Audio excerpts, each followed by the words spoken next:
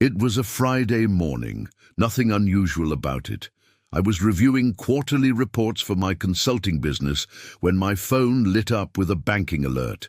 The familiar chime of a transaction notification, something most people would glance at and forget. But this wasn't an ordinary alert.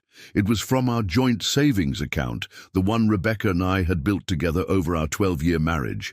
Transfer completed, $247,500 to external account. My first reaction wasn't anger or panic, just a strange, detached curiosity as I stared at those numbers, almost $250,000. Before we jump back in, tell us where you're tuning in from, and if this story touches you, make sure you're subscribed, because tomorrow I've saved something extra special for you. Gone. Within minutes, another notification, a text from Rebecca herself. James, I've decided to start. Fresh with Michael, I've transferred our savings to secure my future. I deserve this after all I've done for you. I'll have my lawyer contact you about the divorce. Most people might have collapsed under the weight of such betrayal, a broken marriage, emptied accounts, and the cold, clinical way she delivered the news, all at once, through impersonal digital messages. But I didn't feel the sting of shock you might expect. Instead, I felt an odd sense of calm wash over me, almost like relief. I set my phone down on my desk and leaned back in my chair. The irony wasn't lost on me. I'd spent over a decade investing in our marriage, in our shared dreams, in what I thought was our future together. And now she had decided to cash out and run off with some guy named Michael, someone she'd met at her new job just 8 months ago. Someone 15 years her junior, who probably thought his corporate job and designer watches made him sophisticated. But here's what stopped me from spiraling. Rebecca thought she'd outsmarted me. That's what almost made me laugh out loud. She believed her grand gesture was the final move in some game I didn't know we were playing. She assumed I'd fall apart, maybe even beg her to reconsider when reality hit me. What Rebecca didn't know was that I'd been playing the long game all along. I picked up my phone and typed out my response. I understand. Take care. 4 words. Simple and neutral, the kind that would make her pause, even if just for a moment. Let her think I was stunned, processing, maybe even broken. I wasn't about to show my hand. Not yet, because while Rebecca was busy planning her new life with Michael, dreaming of whatever future they'd concocted together, she had no idea what I had already set in motion months ago. The alert about $247,500 leaving our joint account. It stung, certainly, but it wasn't the catastrophe Rebecca imagined it to be. That account was only a fraction of our actual wealth, a decoy, essentially, just enough to maintain appearances. The real money, the bulk of our savings and investments, safely secured in accounts she had no knowledge of and no access to. And the house she probably thought would be part of her settlement? Legally, irrevocably mine. My grandmother had left it to me in her will with specific provisions that kept it as separate property, not marital assets. Rebecca's name wasn't anywhere on the deed, a detail she'd never bothered to confirm despite my transparency about it over the years. As I sat there, letting the reality of her betrayal settle in, I couldn't help but feel a weight lifting off my shoulders. Strange, isn't it? To feel liberated by the very act meant to destroy you. It wasn't that I didn't care. Of course I cared. But the person I cared for, the Rebecca I'd married, had been fading away for a long time. This Rebecca, the one who thought a text message and an empty bank account would be the end of me, she was just a stranger, wearing a familiar face. I stood up, stretched, and decided it was time to call my attorney. Not with panic, not with urgency, but with quiet confidence. "It's a time," I said when Eleanor picked up. Eleanor, my lawyer of 20 years, whose advice had been instrumental in setting up the protections Rebecca never knew existed. Rebecca thought she'd closed the book on our marriage with a simple bank transfer and a text message. She didn't realize. She'd just handed me the pen to write the final chapter. Looking back, the signs had been there all along. Hindsight, as they say, is 20/20. But it wasn't like I was oblivious. I'd noticed the subtle changes, the hairline fractures in the foundation of our marriage. I'd just chosen not to confront them immediately. It started gradually, as these things often do. Rebecca, my wife of 12 years, had always been engaged, present, invested in our life together. She would ask about my day, share details about hers, plan weekend getaways, and talk about our future. But then, about a year ago, she started pulling away. Late nights at work that didn't quite add up, mysteriously urgent phone calls she'd take in another room, and a sudden fixation on her appearance that seemed to go beyond standard self-care. At first, I rationalized it as midlife restlessness. People change, relationships evolve. Maybe she was just finding herself again, or perhaps she was bored with the comfortable routine we'd established. But then her excuses began feeling rehearsed. I have to work late tonight, she'd say, but there would be no corresponding increase in her paychecks. I'm having dinner with Jennifer from work, she'd claim, but couldn't recall specific details about their conversation when I asked later. And then there was the gym. Rebecca had never been particularly athletic. She used to joke that she only ran when being chased, but suddenly she was attending 6 a.m. workout classes 5 days a week with a dedication she'd never shown before. New workout clothes, a personal trainer whose Instagram was filled with shirtless photos and protein supplements appearing in our kitchen cabinets. I told myself it was harmless, that maybe she'd finally found a fitness routine that worked for her. But when I noticed the way she guarded her phone, smiling at messages like a teenager with a first crush, the nagging feeling in my gut solidified into certainty. Then came the receipts. One evening, while doing laundry, I found a crumpled dinner bill in her coat pocket, a high-end restaurant on the other side of town, dinner for two on a night she'd sworn she was stuck in a budget meeting at work. 2 glasses of champagne, an appetizer she supposedly disliked, and a $200 bottle of wine.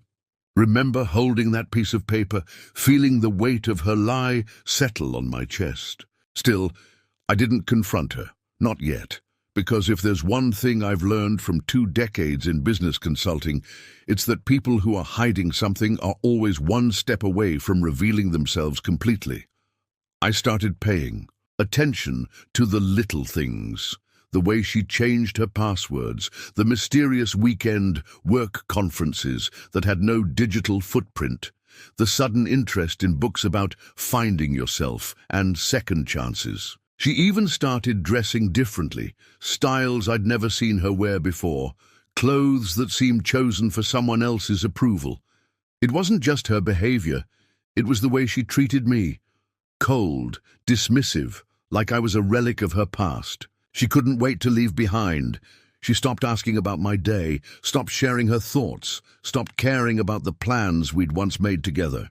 When I brought up the vacation we'd been planning to Japan, she shrugged and said, maybe someday, with such disinterest that I knew someday meant never, at least not with you. I could have called her out then and there.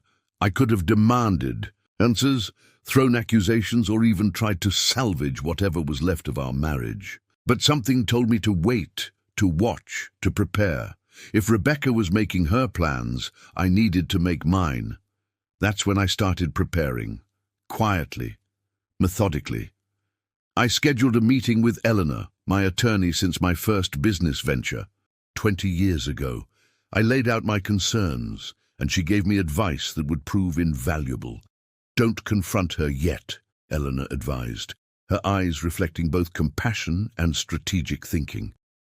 Let her think she has the upper hand. Document everything, secure your assets, and when the time comes, make your move. Preparing and narrating this story took us a lot of time. So if you are enjoying it, subscribe to our channel. It means a lot to us. Now back to the story. Over the next several months, I opened separate accounts at different banks, gradually moving substantial portions of our savings without raising suspicion. I kept meticulous records of every questionable transaction, every suspicious charge on our shared credit cards, hotels I'd never stayed in, gifts I'd never received, flights to cities where she supposedly had work obligations. I even hired a private investigator, not to follow Rebecca, I already knew what I'd find, but to build a paper trail of evidence that would be admissible if things went south. The PI didn't disappoint. Photos of Rebecca and Michael, her colleague turned lover, entering hotels, holding hands at restaurants, kissing in his car. Michael, barely 30 to Rebecca's 45, clearly enamored with her. Or perhaps enamored with the lifestyle she promised him, using what she thought was our money. It wasn't easy watching someone you love slip away, knowing they're lying to your face every day. It's a special kind of pain, not sharp like a sudden break, but dull and constant like a phantom limb. But I kept my composure. I let Rebecca have her secret phone calls, her work dinners, her overnight conferences. I let her believe she was outsmarting me. The final confirmation came 2 weeks before her text. I discovered a lease agreement for an apartment across town in her email when she left her laptop open. Not just any apartment, a luxury 2-bedroom, with city views starting next month. The lease had both her name and Michael's on it. That was when I knew she wasn't just straying. She was already gone. And yet, I didn't feel rage or heartbreak. I felt clarity. Rebecca had made her choice, and now it was time to make mine. The moment that banking alert came through, I knew Rebecca had played her hand. She probably imagined me at my desk, face drained of color, frantically calling the bank in a panic. I could almost see her self-satisfied smile as she sent that text, could almost hear her explaining to Michael how she'd secured their future with my money. Our money, as she likely called it. I've transferred our savings to secure my future. I deserve this after all I've done for you. The audacity of that statement, as if our marriage had been some sort of employment arrangement where she'd been underpaid and was now collecting her due compensation, as if building a life together for 12 years entitled her to clean me out financially. The "I deserve this" particularly stood out. The justification of someone who knew they were crossing a line but needed to frame it as justice rather than theft. I could picture Rebecca and Michael at that moment, perhaps in some upscale cafe, her phone resting on the table between them, waiting for my response. Maybe they were already celebrating, clinking champagne glasses to their clever escape. Did they expect me to call her, voice breaking, begging her to reconsider, to threaten legal action, to lash out in anger? Any of those reactions would have been predictable, and Rebecca had always prided herself on being able to predict my responses. But my 4-word reply, "I understand. Take care," wasn't in the script she'd written in her head. I imagined her pause, the slight furrow of her brow as she read those words. Did she feel a momentary twinge of unease? Did she wonder, even for a second, why I wasn't reacting the way she expected? Perhaps she even showed my text to Michael, both of them trying to decipher what it meant. Was I in shock? Giving up? Planning something? But Rebecca's overconfidence would quickly dismiss any concerns. In her mind, she was the clever one, the mastermind who had orchestrated a clean getaway. She thought she understood me after 12 years of marriage, thought I was predictable, perhaps even a bit naive when it came to financial matters. That was her biggest miscalculation. The thing about people like Rebecca is that they're so focused on their own narrative that they miss the bigger picture.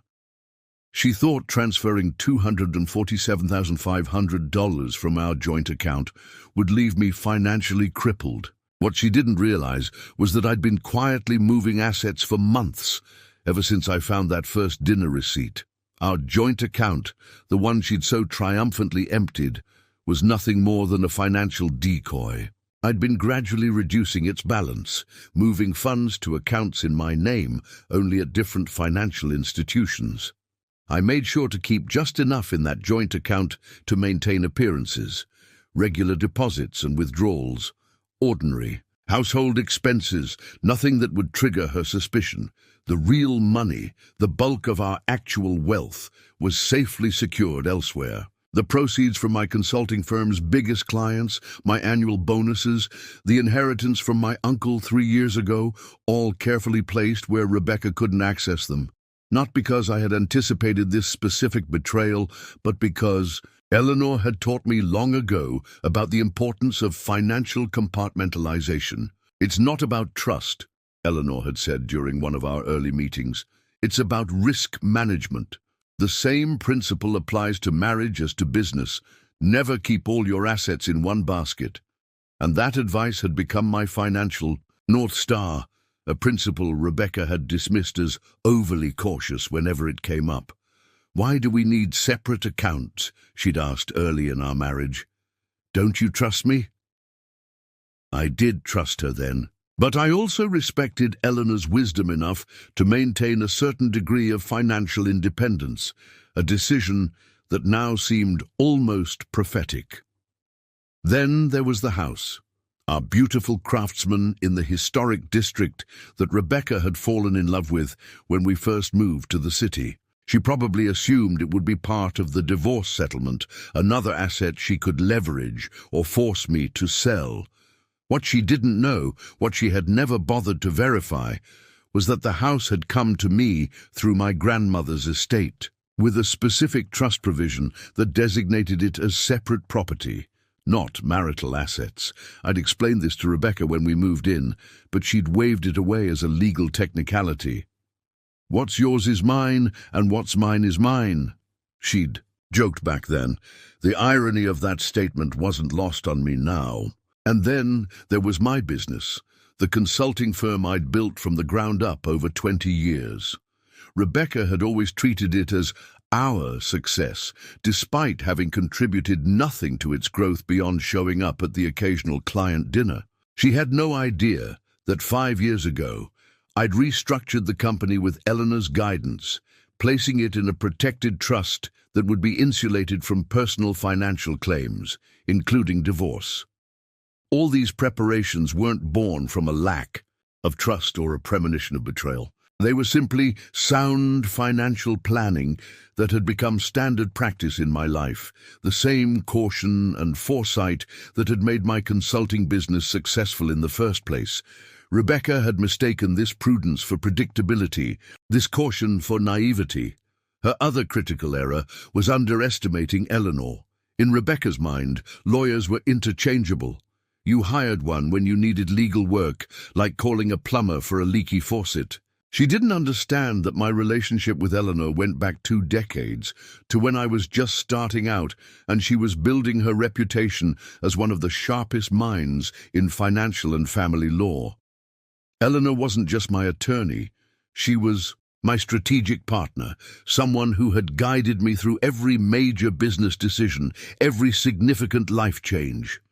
And she had prepared for this moment, not specifically for Rebecca's betrayal, but for any scenario where my financial security might be threatened. "It's time," I had said when I called Eleanor that morning, not with panic or distress, but with the calm certainty of someone who had already seen the entire chess match play out in their mind.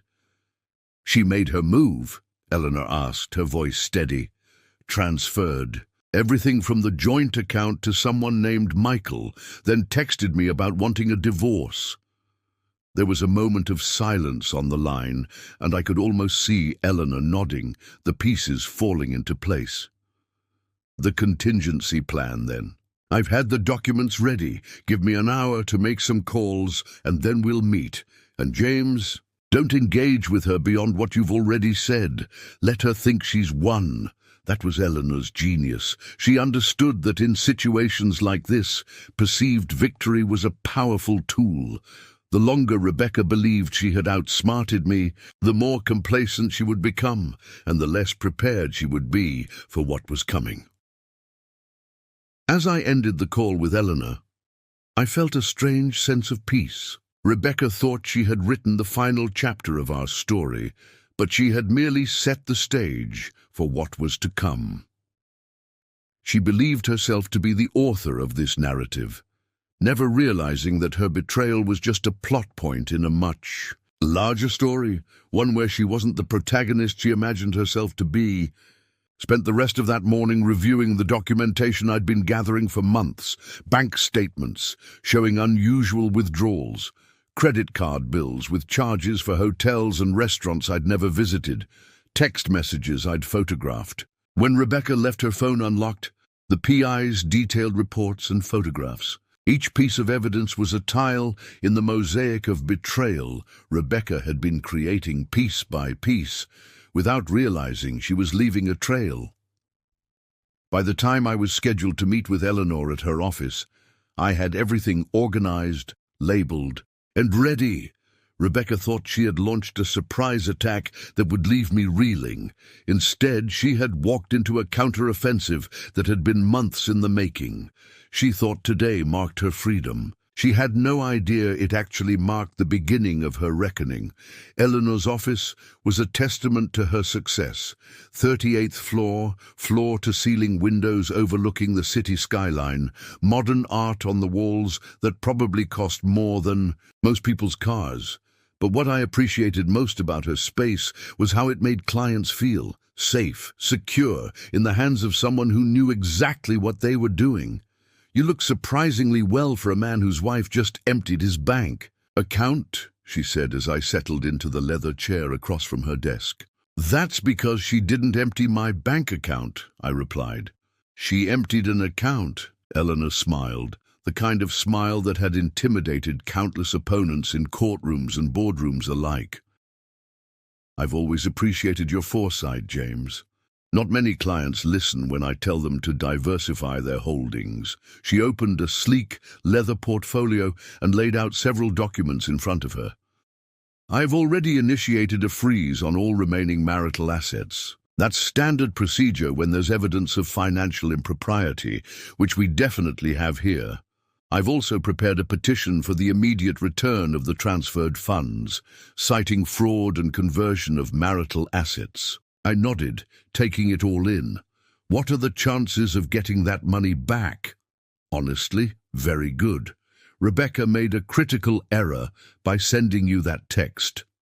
I've transferred our savings to secure my future. That's an explicit admission that she took marital funds for personal use without consent. No judge will look kindly on that, especially with the amount involved." Eleanor tapped her manicured finger on another document. "But here's where it gets interesting. The money she transferred, we can track it. And from what my financial investigator tells me, it didn't stay in Michael's account for long. This caught my attention." "What do you mean?" "Within hours of receiving the funds, Michael transferred a significant portion, about $200,000, to another account. An offshore account under his name only." Eleanor's eyes met mine. "Rebecca may think they're in this together, but it appears Michael has plans of his own." For the first time since receiving that banking alert, I felt a twinge of emotion, not for myself, but for Rebecca. Had she been played just as she thought she was playing me? "There's more," Eleanor continued, sliding another document across the desk. "We ran a background check on Michael Turner. Standard procedure in cases like this. Your wife's Prince Charming isn't quite what he seems." I scanned the document, my eyes widening as the details came into focus. Michael Turner, age 30, had a history that Rebecca almost certainly didn't know about. 2 previous marriages, both to women significantly older than him, both ending within 2 years, both involving substantial financial settlements in his favor. He'd changed jobs 4 times in 5 years, each time following workplace relationships with higher-positioned women. There were also 2 pending lawsuits from former partners alleging financial manipulation and emotional abuse. "He's a professional," I said, the reality dawning on me. "A conman with a specialty in vulnerable women, yes," Eleanor confirmed. "Though I doubt he's ever scored this big before. Your wife just handed him $250,000, money he's already working to hide from her and from the courts. I sat back, processing this information. Rebecca has no idea, does she? Not yet, but she will. Eleanor gathered the papers back into her portfolio. Here's where we stand legally. First, we file for an emergency injunction to freeze all assets, including those transferred to Michael and any subsequent transfers. Second, we subpoena both their financial records to trace the money. Third, we file for divorce, citing abandonment and financial misconduct. She paused, studying my face. The question is, how do you want to play this, James? We could go in hard and fast, catching them both off guard, or we could be more strategic. I thought about Rebecca, about the 12 years we'd shared, about the cold calculation of her betrayal. But I also thought about Michael, the predator who had targeted her and was now betraying her just as she had betrayed me. There was a certain poetic justice to it all. I want to be strategic, I decided. Let's wait until Michael makes his move. If he's planning to leave her once he has the money secured, let him show his hand first. Eleanor nodded approvingly. That's the approach I'd recommend. When Rebecca realizes she's been doubly betrayed by the man she left you for and by her own miscalculation about your financial situation, the psychological impact will be significant. She'll be more likely to agree to our terms without a protracted legal battle, and those terms would be full return of all transferred funds with interest, a clean division of actual marital assets, which, as we both know, are considerably less than Rebecca believes. You keep the house, your business, and your separate accounts. She keeps her personal property, her retirement account, and her car. No alimony given the circumstances and the relatively even income levels. It was fair, more than fair, considering what Rebecca had tried to do. But there was one more thing I needed to know. And what about criminal charges? The money she took. Eleanor's expression turned serious. That's entirely your decision. We have enough evidence to pursue criminal charges for theft and fraud. The text message alone is damning. But going that route would mean a public record, possible jail time for Rebecca, and a much messier process overall. I considered this. Despite everything, I didn't want to see Rebecca in jail. What I wanted was for her to face the consequences of her actions and to understand exactly what she had thrown away. Let's hold that card for now, I said finally. Use it as leverage if needed, but my goal isn't to destroy her. It's to protect what's mine and ensure justice is served. Very well. Eleanor made a note in her portfolio. Now there's one more thing, something I discovered just before you arrived. It's about Michael's past, and it's the kind of information that could change everything. She turned her computer screen toward me, showing what appeared to be a sealed court record that her team had somehow accessed. As I read through the contents, I felt my eyebrows rise higher and higher. Is this verified? I asked, hardly believing what I was seeing. Triple-checked, Eleanor confirmed. And there's more.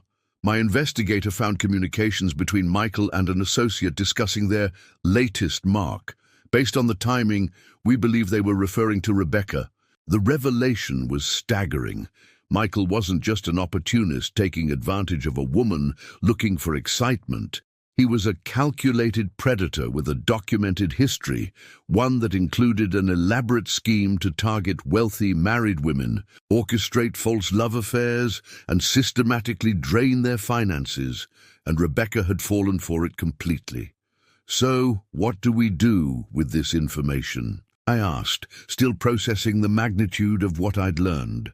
Eleanor leaned forward, her expression both serious and slightly satisfied, the look of someone about to play a winning hand. First, we continue gathering evidence. My team is already tracking the money trail and documenting every move Michael makes. Second, we prepare all our legal filings but wait to submit them. And third, she paused, allowing a rare smile. We prepare for the moment when Rebecca discovers that not only has she thrown away a 12-year marriage for a con man, but that con man has already taken her money and is preparing to disappear. And how will she discover this? She won't, not from us directly. But my investigator has connections with financial fraud units in 3 states where Michael has operated before. They've been building a case against him for years. An anonymous tip about his latest activities, including the offshore transfers, would certainly accelerate their interest. I could see the strategy forming. So, when authorities move on Michael, Rebecca will learn everything. About his past, about his plans, about the money that's already gone. And when she turns to you for help, as she inevitably will, I'll already be 10 steps ahead. I finished. Eleanor closed her portfolio with a definitive snap. Exactly. Now let's talk about timing. 2 days after my meeting with Eleanor, Rebecca finally realized her text message wasn't going to provoke the desperate reaction she'd anticipated. No frantic calls, no pleading messages, no emotional breakdown, just that single, composed response. I understand. Take care. My silence was clearly unsettling her. The first message came at 11:43 p.m. James, we need to discuss the division of our assets. My lawyer will be contacting yours. I didn't respond. Eleanor had been clear. Any communication now should go through proper legal channels. Besides, I wanted Rebecca to sit with her uncertainty, to question whether her plan was unfolding as smoothly as she'd expected. The second message arrived the following morning. I'll be coming by the house next week to collect my personal belongings. I trust you'll be civil about this. Civil. The irony of her concern for civility after what she'd done almost made me laugh. Still, I didn't respond. By the 3rd day, her messages had taken on a sharper edge. Your silence is childish, James. We're both adults. This doesn't have to be ugly, but it already was ugly. She had just failed to recognize the mess she'd created. I forwarded her messages to Eleanor without replying to Rebecca. Each text was another piece of evidence, another nail in the coffin of her case. Perfect, Eleanor texted back. Keep documenting everything and get ready. We've received notice that her attorney is a junior associate at Walters & Klein, barely 3 years out of law school. Rebecca's choice of legal representation was revealing. Walters & Klein was a mid-tier firm, known more for their real estate practice than family law. She'd probably gone with the first lawyer who could see her quickly, not realizing that in legal battles, experience makes all the difference. Eleanor, with her 30 years of practice and reputation as one of the top divorce attorneys in the state, would run circles around a junior associate. Meanwhile, Eleanor's investigator was working overtime. The financial trail was becoming clearer. By the day, Michael had indeed transferred $200,000 to an offshore account in the Cayman Islands. The remaining $47,500 was still in his personal account, but there had been several large withdrawals. Expensive restaurants, a $12,000 watch, and a $5,000 payment to what appeared to be a travel agency. He's planning his exit, Eleanor explained during our update call. The pattern is consistent with his previous cases. He courts wealthy women, convinces them to liquidate assets, takes what he can, then disappears before they realize what's happened. And what about the authorities? Have they moved on the anonymous tip? I asked. They have. The Financial Crimes Unit has opened an investigation. They've already subpoenaed his bank records. It's only a matter of time before they freeze his accounts. There was a pause on the line. James, when this happens, Rebecca is going to be devastated, not just financially, but emotionally. Are you prepared for that? Was I prepared? It was a fair question. Despite Rebecca's betrayal, there had been 12 years of shared history between us. I didn't wish her harm.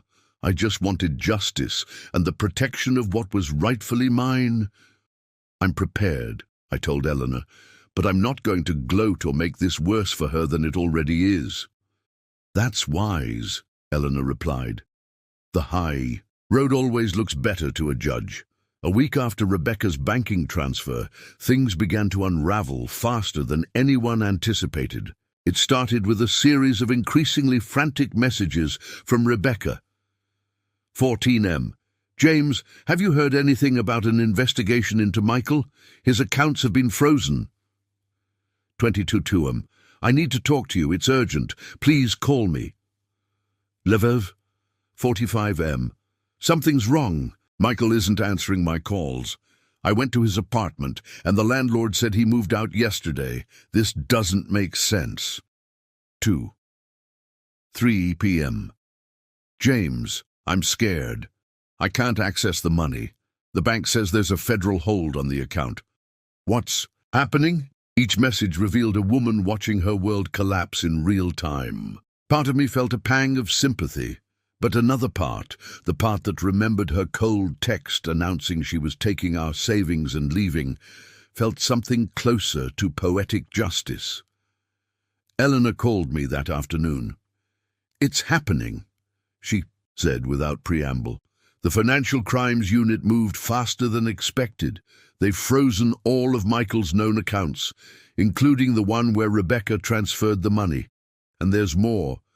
They found evidence on his laptop linking him to at least 4 other similar schemes in 3 different states. And Michael, gone, disappeared yesterday morning, took a flight to Mexico City, but authorities don't believe that's his final destination. He had 3 different passports under different names in his possession when he left the country. I let out a low whistle. So Rebecca is left holding the bag, Eleanor finished, both literally and figuratively. The authorities want to question her about her involvement. Right now, they're treating her as a potential victim rather than an accomplice, but that could change depending on what she tells them. The situation was unfolding even better than Eleanor had anticipated. Not only was Rebecca facing the emotional devastation of being conned by her lover, but she was now caught in a legal nightmare involving federal authorities, frozen assets, and the potential for criminal charges if they suspected she was complicit in Michael's schemes. What's our next move? I asked. We wait, Eleanor replied. Let this play out for another day or 2. Rebecca is going to be desperate for help, for stability, for someone who understands the situation. When she reaches out, and she will be in a position of maximum leverage. Eleanor was right. The next morning, I received a call from a number I didn't recognize. When I answered, I heard Rebecca's voice, thick with tears. James, she said barely above a whisper, I need your help. Everything's gone wrong. Michael, the money, it's all gone. And now the FBI wants to interview me. I don't know what to do. I kept my voice neutral, neither cold nor warm. That sounds serious, Rebecca. It's worse than serious, she said, her voice cracking. They're saying Michael is some kind of con man who's done this before, that he was just using me to get to our money. I swear I didn't know, James. You have to believe me. What exactly do you need from me? I asked, maintaining my composure. There was a pause, a deep breath. I need a lawyer, a good one. The FBI has questions, and I'm afraid I'll say the wrong thing, and I need somewhere to stay. I can't go back to the apartment. It reminds me too much of him, of how stupid I was. I see. Please, James. I know I don't deserve your help after what I did, but I don't have anyone else to turn to. This was exactly the moment Eleanor had predicted. Rebecca, desperate and humiliated, turning to the very person she had betrayed for help. The scales had tipped completely. I need to think about this, Rebecca, I said finally. I'll call you back. I hung up and immediately called Eleanor, relaying the conversation. Perfect, she said. Now we move to phase 2. I'll draft a settlement agreement that includes full disclosure of all her communications with Michael, her cooperation with the financial crimes investigation, and her agreement to our original terms regarding the division of assets. In exchange, we offer legal assistance with the FBI situation and a structured repayment plan for the funds that are eventually recovered. And if she doesn't agree, then she faces the FBI alone, possibly as an accomplice rather than a victim, and we pursue the maximum financial penalties in the divorce. But she'll agree. She has no choice. As I ended the call with Eleanor, I couldn't help but reflect on how completely the tables had turned. A little over a week ago, Rebecca thought she had orchestrated the perfect exit, taking our money, starting a new life with Michael, leaving me broken and alone. Now her lover had vanished with as much of the money as he could take. Federal authorities were investigating, and I was the one with all the power. The irony wasn't lost on me. Rebecca's "I deserve this" had transformed into "I need your help" faster than anyone could have anticipated. And the revelation that Michael was a professional con man, the piece of information Eleanor had uncovered, truly had left them both speechless. Michael as he fled the country rather than face justice, and Rebecca as she realized the depth of her miscalculation. Eleanor's office looked different this time when Rebecca walked in, or perhaps it was Rebecca who looked different. Gone was the confident woman who had once accompanied me to business dinners, who had radiated self-assurance in any room she entered. In her place stood someone I barely recognized. Hair pulled back in a hasty ponytail, minimal makeup that couldn't hide the dark circles under her eyes, a wrinkled blouse that suggested she'd been wearing it for more than one day. She faltered slightly when she saw me sitting beside Eleanor. Her eyes darted between us, realization dawning on her face. "You already knew," she said, her voice barely above a whisper. "You knew about Michael." "Have a seat, Mrs. Harrison," Eleanor said, gesturing to the chair across from us. Her tone was professional, neither hostile nor sympathetic. This was a negotiation, not a reconciliation. Rebecca sat down slowly, clutching her purse in her lap like a shield. "Did you set this up? Did you have him investigated?" I shook my head. "I didn't need to set anything up, Rebecca. Michael's background would have come to light eventually. He's been doing this for years." Eleanor placed a folder on the desk between us. "Mrs. Harrison, before we begin, I want to be clear about something. Right now, the FBI is treating you as a victim in their investigation of Michael Turner, also known as Michael Preston, Samuel Woodward, and at least 2 other aliases. However, that status could change depending on what they discover about your level of involvement or knowledge." Rebecca's face paled. "I didn't know anything. I swear, I thought he loved me."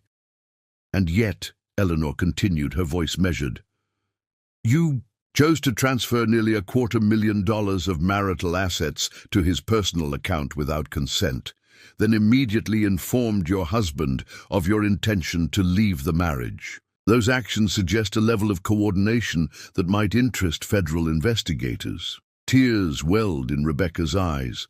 "It wasn't like that. Michael said we needed to secure our future before James found out about us.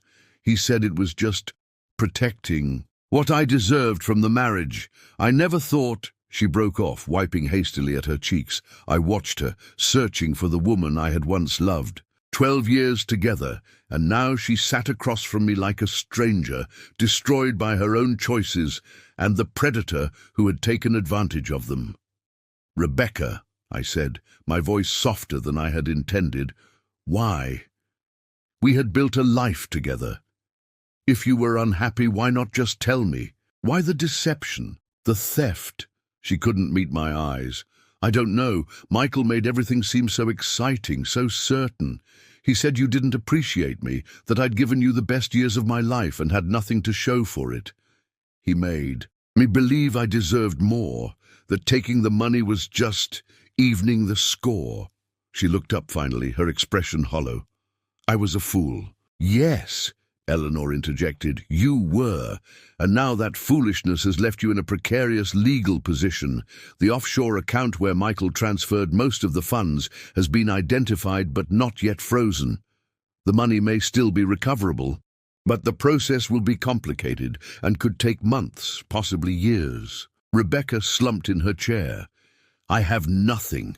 The apartment lease was in Michael's name. He took the new car we bought.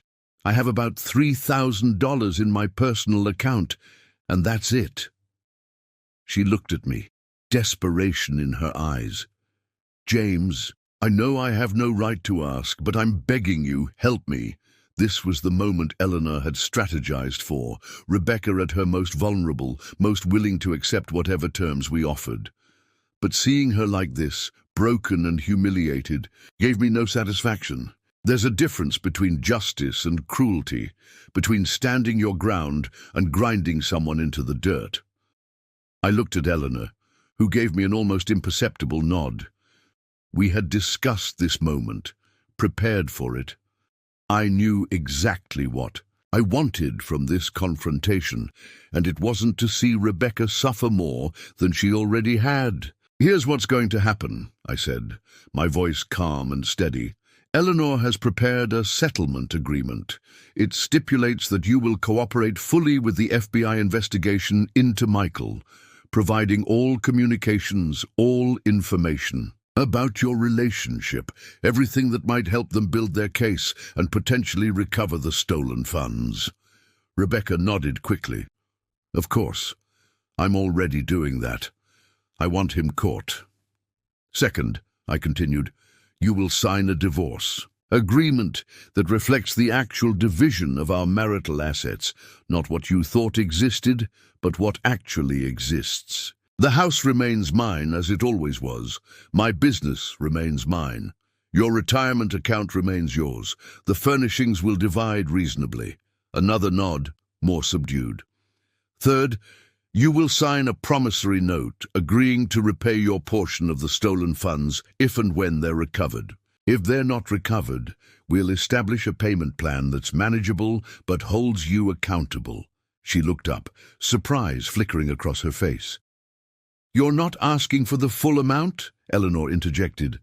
Mr. Harrison is being more generous than most clients would be in this situation. He's agreeing to split the burden of the loss, despite the fact that you were solely responsible for it. Rebecca's eyes filled with tears again. Why would you do that, James? After what I did? I took a moment before answering. Because destroying you won't bring the money back. Because 12 years of marriage should count for something, even if it ended badly. And because I want this chapter of my life closed cleanly, not dragged out in a vindictive legal battle. The room fell silent as Rebecca processed my words. Then she straightened her shoulders slightly, the first sign of her old self I'd seen. Since she walked in, what happens if I don't agree to these terms? She asked, looking at Eleanor.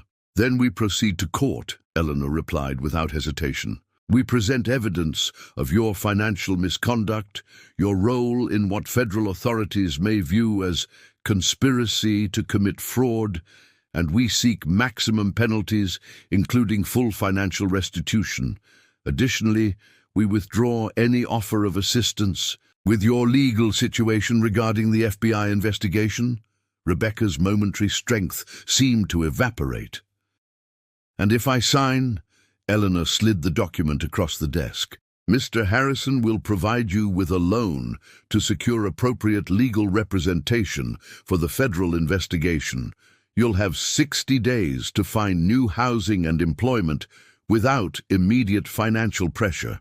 And most importantly, you'll have a chance to rebuild your life without the shadow of protracted legal proceedings hanging over you. Rebecca stared at the document for a long moment, then picked up the pen Eleanor offered. I don't deserve this consideration, she said quietly, looking at me. No, I agreed, you don't, but this isn't about what you deserve. It's about what I choose to give. She signed the papers, her hand trembling slightly. When she finished, Eleanor collected the documents and stood up. "I'll give you both a moment," she said, stepping out of the office with professional discretion.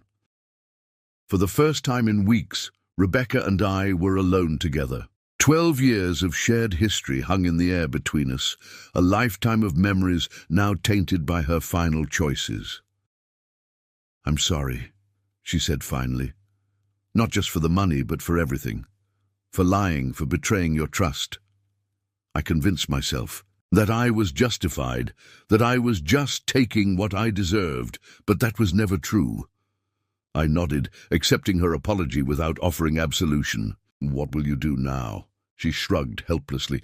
"Cooperate with the FBI, find a place to live, get a job, start over, I guess." She hesitated, then asked, "How did you know? About the money, I mean. How were you so prepared?" I allowed myself a small smile. "I pay attention, Rebecca. I saw the signs that something was changing with you. And unlike you, I listened to Eleanor's advice years ago about protecting our assets. The separate accounts," she said, realization dawning. "The house in your name. All those financial arrangements you tried to explain that I never paid attention to." "Exactly. What you took was only what I allowed to be vulnerable. The rest was already secure." Rebecca looked down at her hands. "He played me completely, used everything I told him about our marriage, our finances against me. Made me believe I was finally being valued, finally getting what I deserved." She looked up, her eyes hollow. "But it was all a lie." "Yes," I said simply, "it was. And now he's gone. With the money, with my dignity, with everything." I stood up, signaling the end of our conversation. "Not everything, Rebecca. You still have your freedom, your health, and a chance to start over. That's more than some of Michael's victims got." As I turned to leave, she called after me. "James, thank you for not making this worse than it had to be." I paused at the door. "It was never about hurting you, Rebecca. It was about protecting myself. Remember that." As I walked out, I felt lighter somehow. The confrontation I had dreaded had instead become a moment of quiet strength. Rebecca had expected cruelty, expected me to exact revenge for her betrayal. What she hadn't expected was mercy, and that, perhaps, was the most powerful response of all. In the weeks that followed the confrontation with Rebecca, I found myself settling into a new normal. The divorce proceedings moved forward efficiently under Eleanor's guidance, with none of the drama or hostility that typically characterizes such separations. Rebecca, perhaps out of guilt or simply exhaustion, complied with every requirement, without protest. The paperwork that officially ended our 12-year marriage was filed with the same courthouse where we had applied for our marriage license all those years ago, a symmetry that wasn't lost on me. Meanwhile, the investigation into Michael Turner, or whatever his real name was, continued to unfold like a crime thriller. Eleanor kept me updated on the developments, partly because I was still technically a victim in the case, but mostly because she knew I wanted closure. "They tracked him to Panama," she informed me during one of our regular calls. "But he was gone by the time authorities arrived. Left a trail of emptied accounts and false identities. They believe he's operating under a new name now, likely in South America." "And the money?" I asked, though I already knew the answer. "Some of it has been recovered. About $45,000 that was still in his domestic accounts when they were frozen. The rest," she paused. "The offshore accounts were emptied within hours of the investigation becoming public. That money is gone, James. I'm sorry." I had expected this, but hearing it confirmed still stung. Not so much for the loss itself. I was financially secure without it, but for what it represented. The final price tag on Rebecca's betrayal, on my own failure to see the cracks in our marriage until it was too late. "What about Rebecca?" I asked. "How is she handling all this?" Eleanor's voice softened slightly.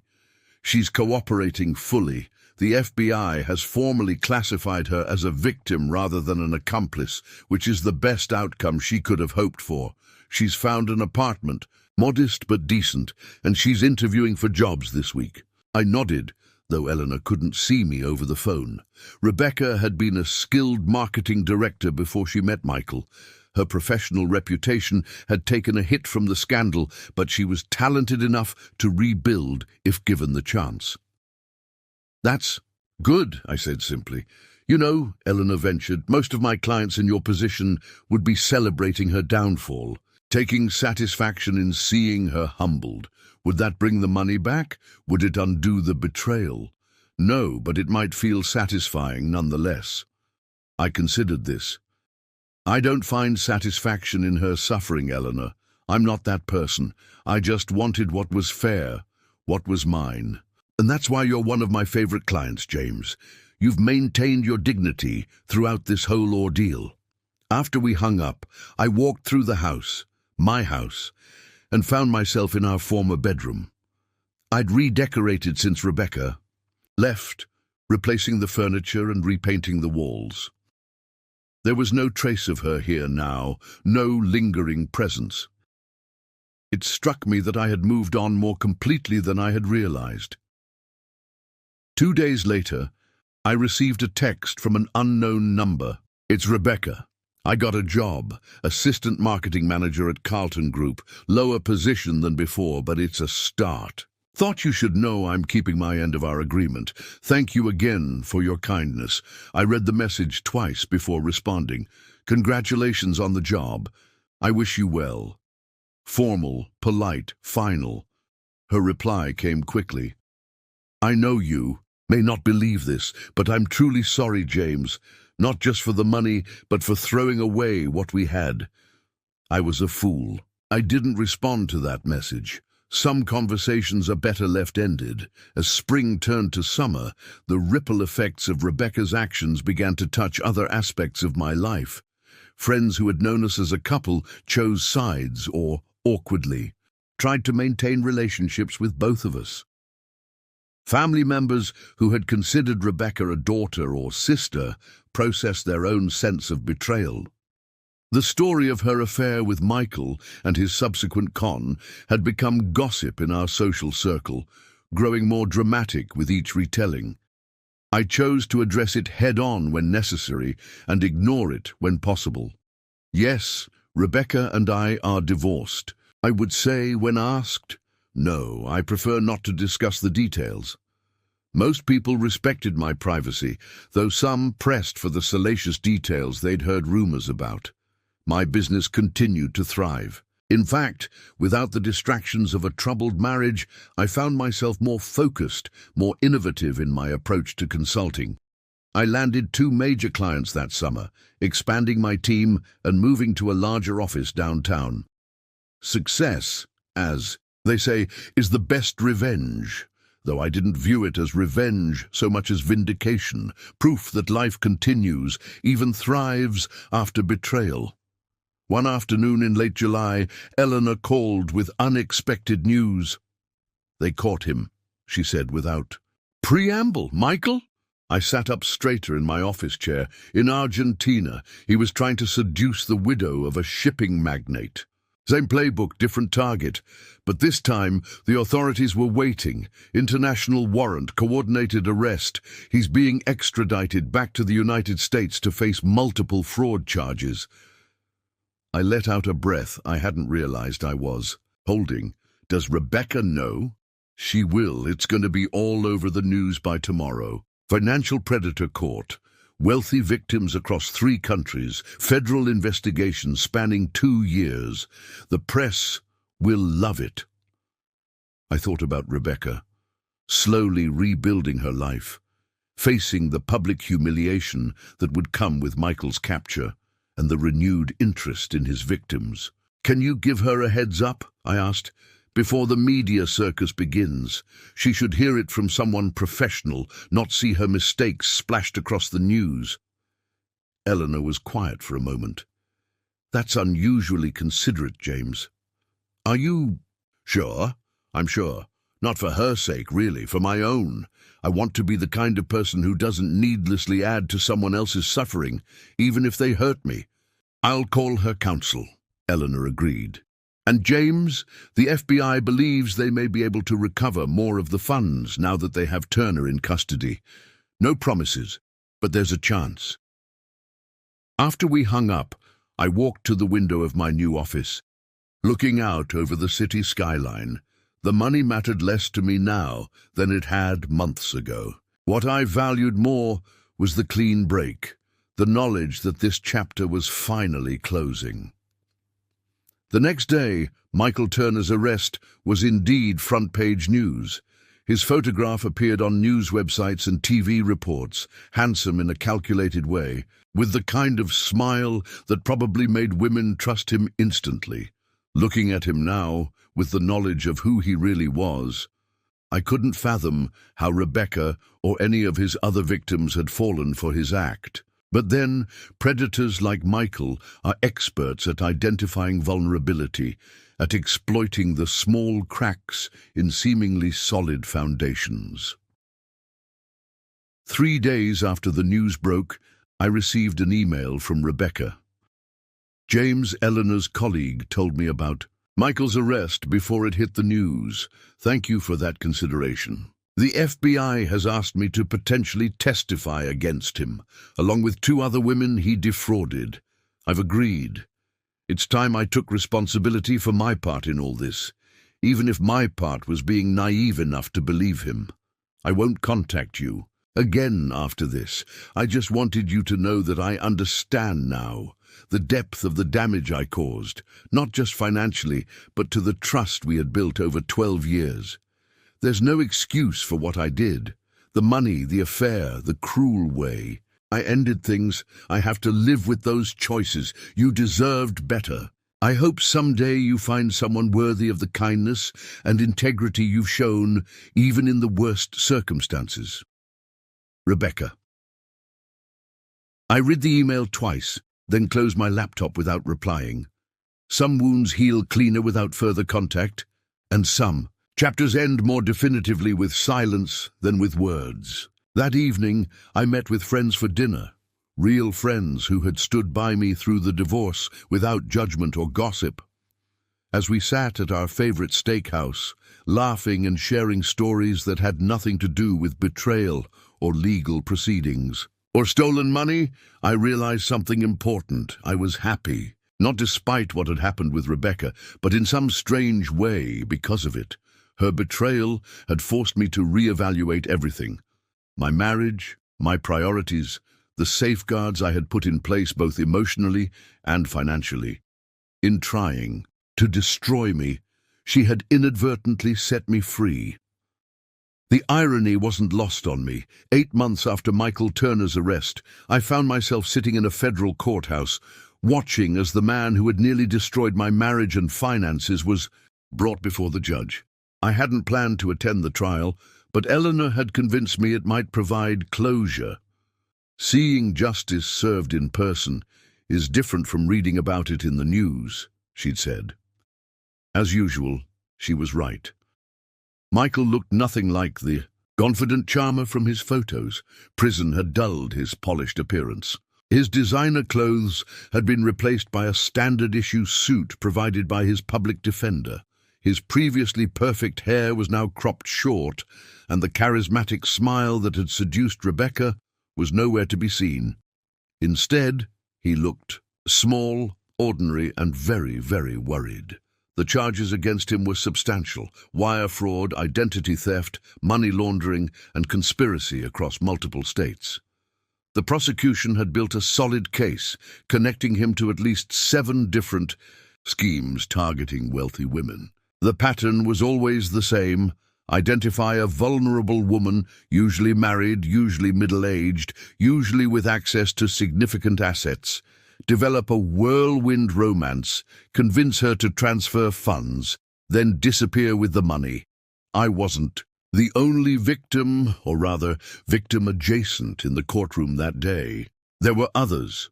Husbands, ex-husbands, adult children of the women Michael had conned. Some looked angry, others merely tired. All of us were there to witness the system finally catching up with the man who had upended our lives.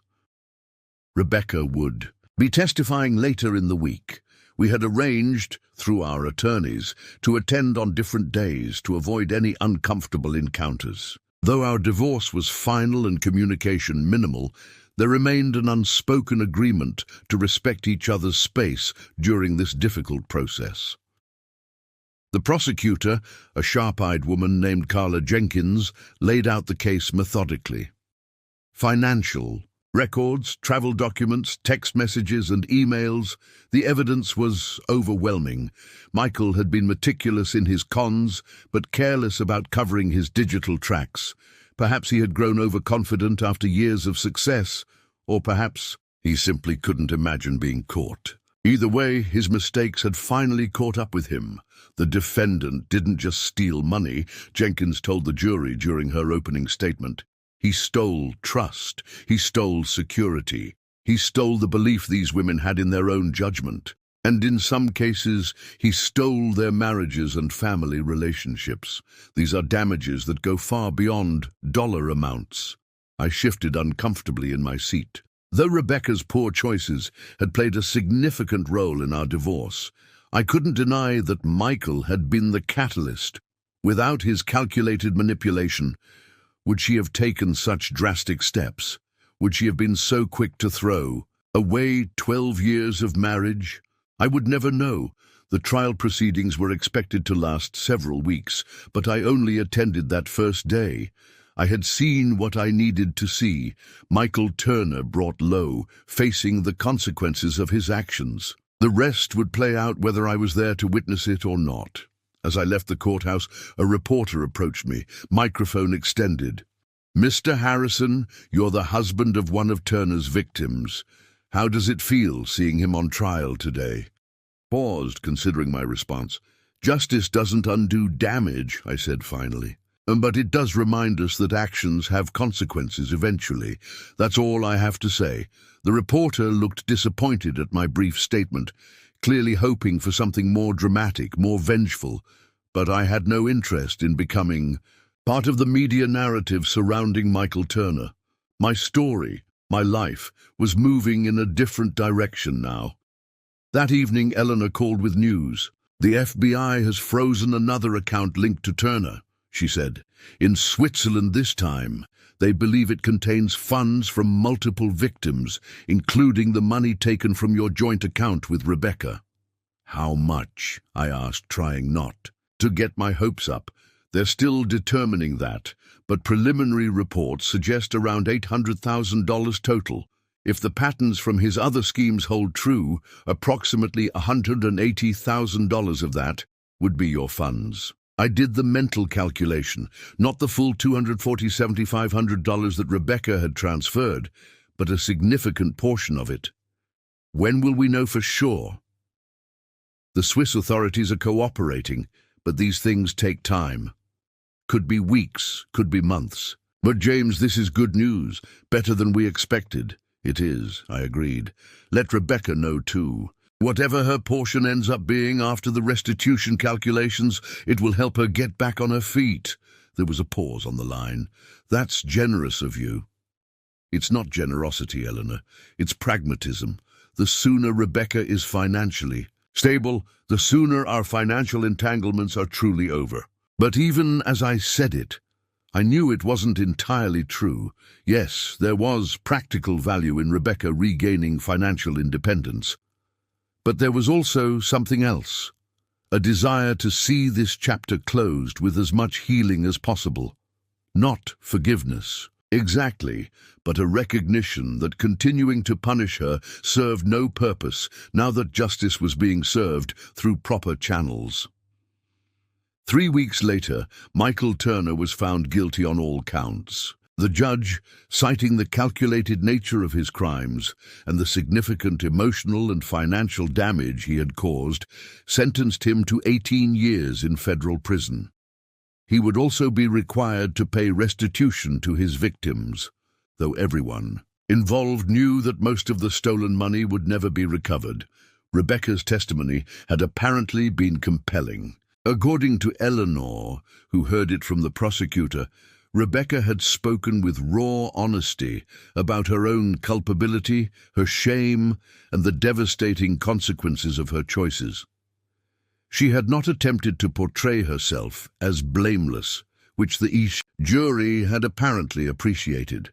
The day after the sentencing, I received a package at my office. Inside was a check for $47,500, Rebecca's first substantial payment toward the restitution agreement we had established months earlier. Attached was a simple note: first payment from my savings, more to follow monthly as agreed. The FBI indicates we may recover additional funds from the Swiss account. Regardless, I will continue payments until my obligation is fulfilled. It wasn't the money that surprised me. It was the timing. Rebecca could have waited until the Swiss account was settled. She could have made minimum payments as outlined in our agreement. Instead, she had chosen to make a substantial payment from her own savings, independent of any potential recovery from Michael's accounts. It was, I realized, her way of demonstrating accountability, not just to me or to the legal system, but to herself. It was a concrete step toward rebuilding her life with integrity, toward becoming someone who honored commitments rather than abandoned them. I deposited the check without responding to her note. Some gestures speak for themselves, requiring no acknowledgement beyond acceptance. As summer turned to fall, my life continued its upward trajectory. My consulting business expanded again, requiring a move to even larger offices. I began dating casually. Nothing serious, but enough to remind me that connection and companionship were still possible after betrayal. I even started renovating the house. Not just redecorating individual rooms, but reimagining the space entirely as mine rather than ours. Exactly 1 year to the day after I received that life-changing banking alert, I sat in Eleanor's office for what we both hoped would be our final meeting regarding the whole ordeal. The Swiss account had finally been released after months of international legal wrangling, and the funds were being distributed to Michael Turner's victims according to a formula established by the federal court. "It's better than we expected," Eleanor said, sliding a document across her desk. "The Swiss authorities recovered $823,000 total, based on the court's distribution calculations and the documentation we provided. Your portion is $192,374. I studied the figures, a sense of closure washing over me. Not the full amount Rebecca had taken, but close enough. Combined with the payments Rebecca had faithfully made over the past year, now totaling just over $75,000, the financial wound was largely healed. "What about Rebecca's portion?" I asked. "She'll receive approximately $55,000, Eleanor replied. "The court recognized that while she participated in the transfer, she was also legally classified as a victim of Turner's scheme." I nodded, satisfied with the outcome. Good. That should help her move forward. Eleanor studied me with an expression I'd come to recognize, a mix of professional assessment and personal curiosity. "You know, most clients in your position would have fought to prevent her from receiving anything. What would be the point?" I shrugged. "The court made the right call. She was both participant and victim. The money will help finalize our financial separation, which benefits me too." "Always the pragmatist." Eleanor smiled slightly. "Well, once these funds are distributed and the final paperwork filed, our professional relationship regarding this matter will be concluded. Though I hope you'll keep me as your attorney for your business needs." "Wouldn't dream of going elsewhere," I assured her. Eleanor had proven herself not just as a legal mind, but as a strategic partner during the most challenging period of my life. Her guidance had transformed what could have been a devastating loss into a manageable setback. As I left Eleanor's office for what felt like the last time in this chapter of my life, my phone buzzed with a text from Lisa, the woman I'd been dating for the past 3 months. "Dinner still on for tonight?" I made reservations at Costello's. I smiled, typing back a confirmation. Lisa was different from Rebecca in almost every way. Straightforward, independent, with a successful career as an architect and a refreshing lack of drama. Our relationship was still new, still developing, but it felt honest in a way my marriage hadn't been for years before it ended. That evening, over dinner, Lisa raised her glass in a toast. "To closure," she said. "Eleanor told me today was the final meeting about the settlement." I raised an eyebrow. "You and Eleanor talk?" Lisa laughed. "We serve on the Downtown Revitalization Committee together. She mentioned you'd be finishing up the financial aspects of your divorce today. She's very protective of you, you know." "She's been a rock through all of this," I acknowledged, clinking my glass against hers. "And yes, to closure." Later, as we walked back to my car, Lisa asked the question I'd been expecting. "Does it feel over now? Really over?" I considered this carefully. The legal and financial aspects, yes. The experience itself. I paused, searching for the right words. I don't think you ever completely get over betrayal of that magnitude. You just incorporate it into who you are. It changes you. "For better or worse?" Lisa asked softly. "Both," I admitted. "I'm more cautious now, obviously, more aware of legal protections and financial safeguards." I took her hand as we walked.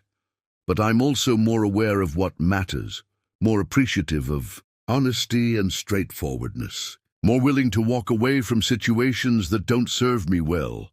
Lisa squeezed my hand. "That sounds like growth to me." "It is," I agreed.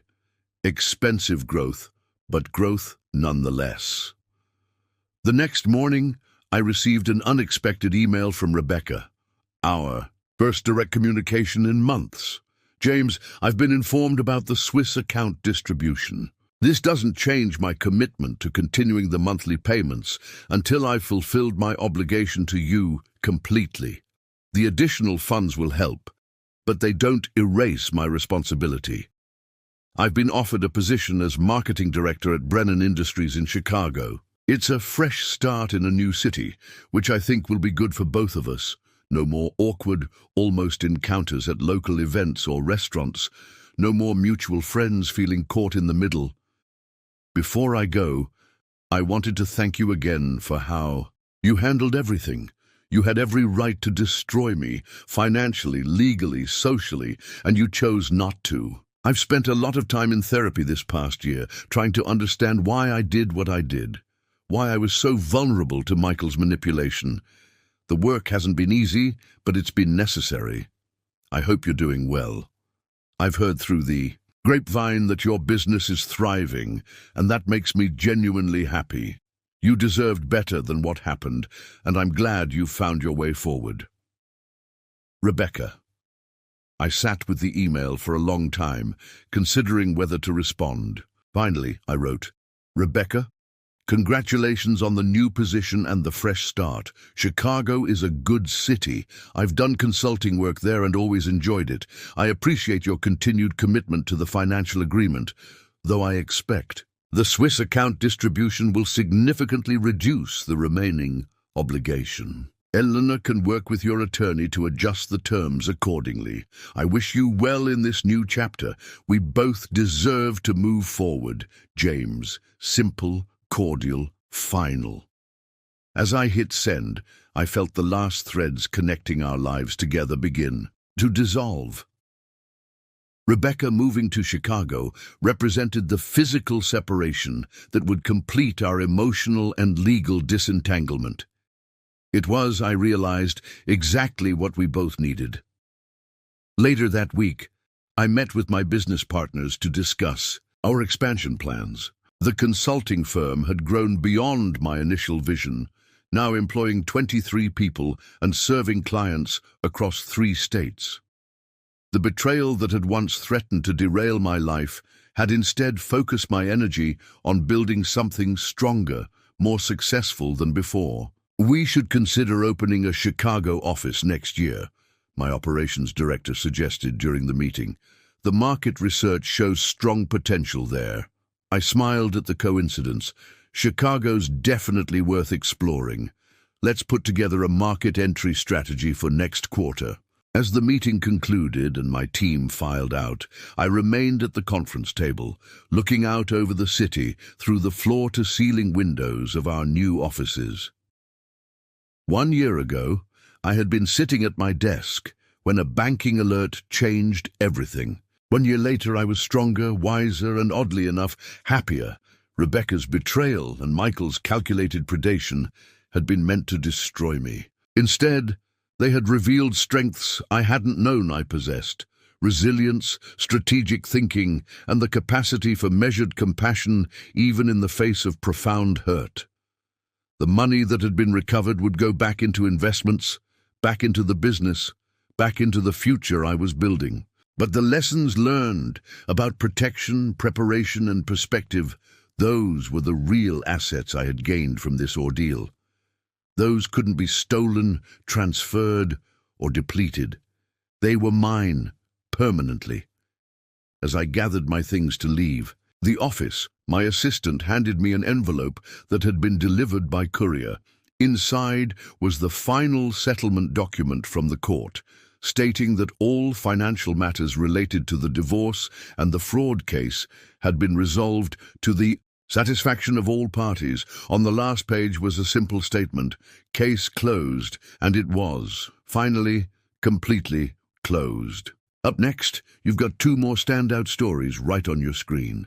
If this one hit the mark, you won't want to pass these up.